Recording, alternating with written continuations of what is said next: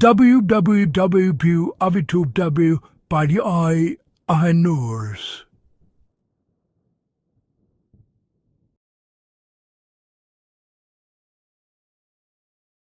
Secret glove hack that saved soldiers from frostbite.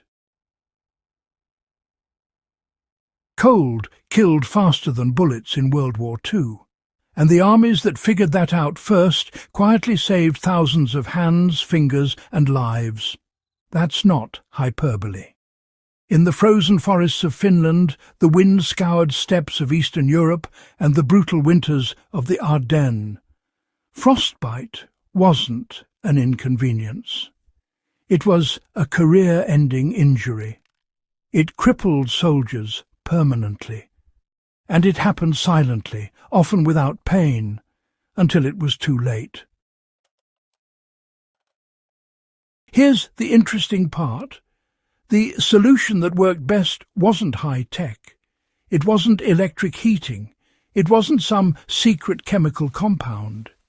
It was a deceptively simple glove system, rooted in pre-modern thinking, that turned conventional military logic upside down.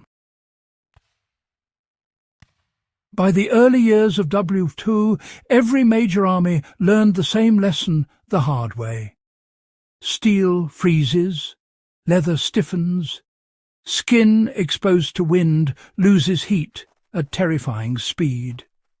A rifle held with bare or poorly insulated hands could steal warmth faster than the body could replace it. German troops on the Eastern Front recorded frostbite cases in the hundreds of thousands during the winter of 1941–42. Soviet medics saw soldiers lose fingers without ever realizing they were injured. American units training for cold weather warfare discovered that standard-issue gloves were honestly worse than useless once wet or compressed. The problem wasn't just cold air, it was, well, circulation. Tight gloves restricted blood flow. Moisture trapped near the skin accelerated heat loss, and once hands went numb, dexterity vanished. A soldier who couldn't load a rifle or fasten a strap was really effectively out of the fight. At first glance, gloves seem simple. Add layers, add thickness, problem solved. But winter warfare proved that logic, completely wrong. Thick gloves? Well, they made fine motor tasks nearly impossible. Soldiers often pulled them off to shoot, repair equipment, or even eat. And every time they did, their exposed skin really paid the price.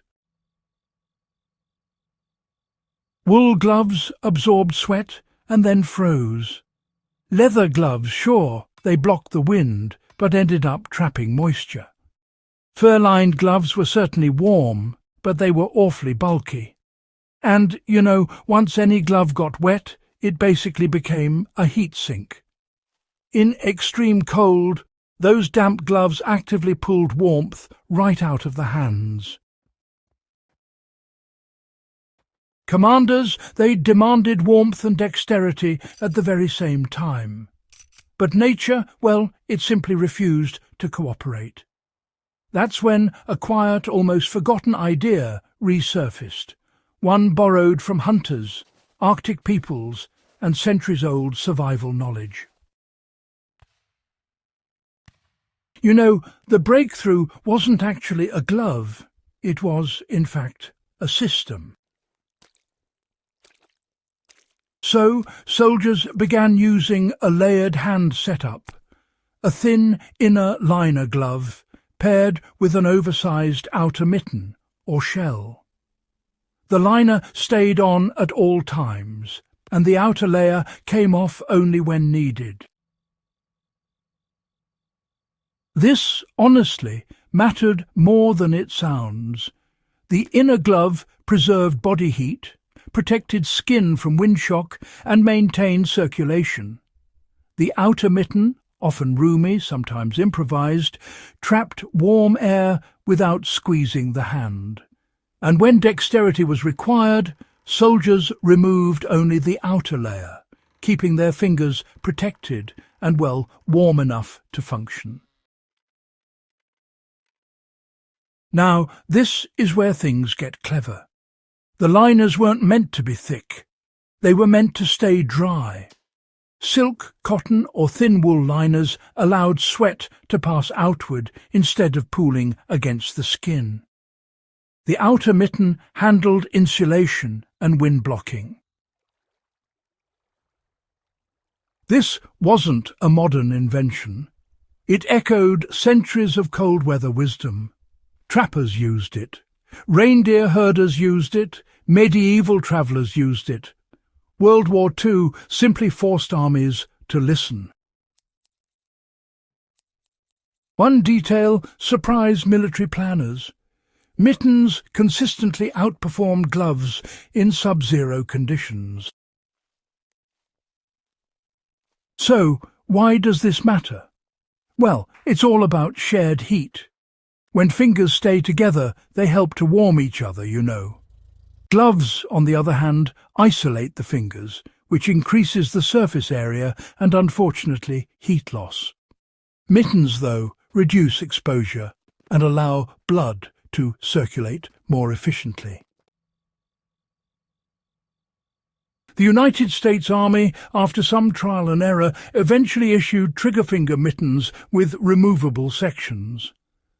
Meanwhile, German troops on the Eastern Front improvised oversized mitts made from scarves, felt, or even captured gear.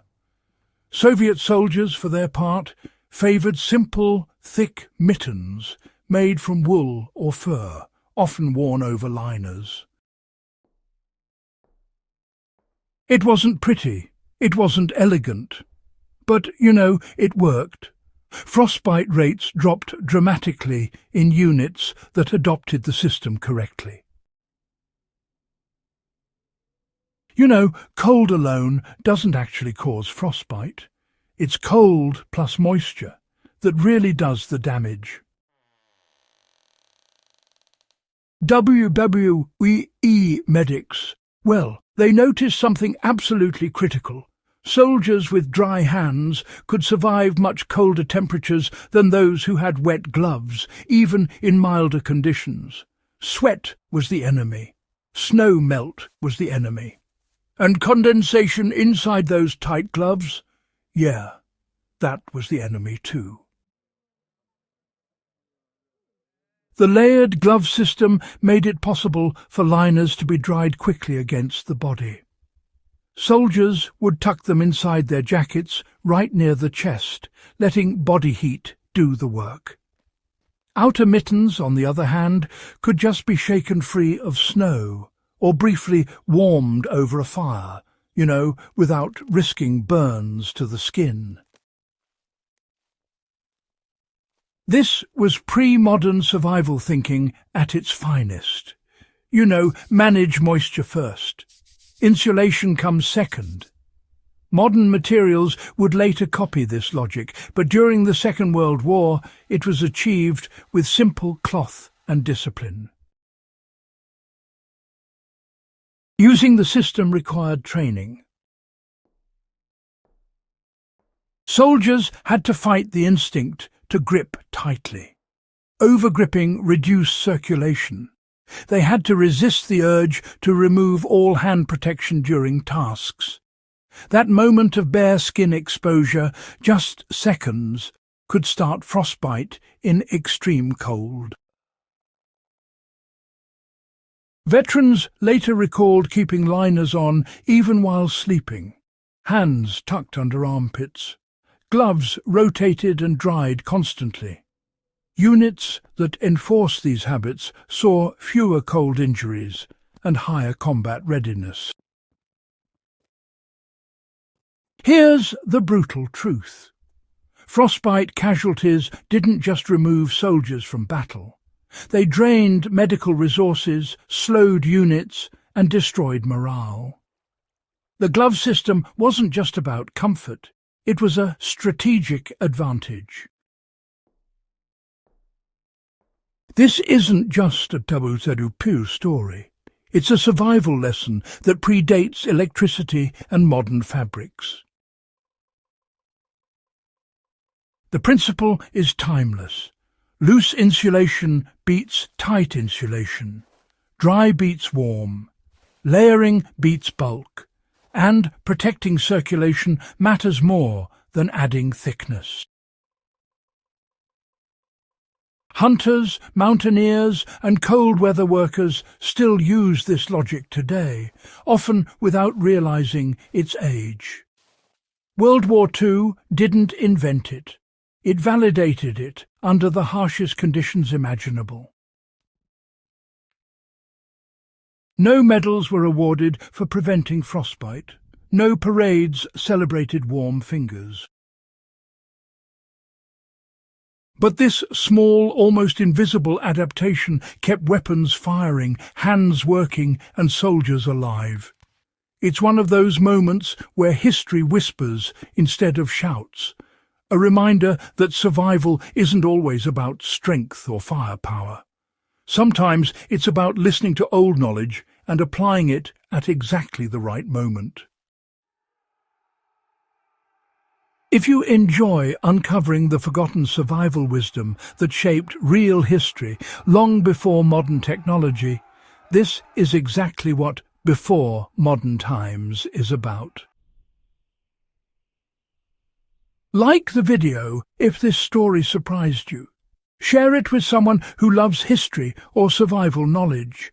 And subscribe to stay with us as we uncover more ingenious solutions pulled straight from humanity's past. Because the smartest survival tools were often the simplest ones, and history is full of them.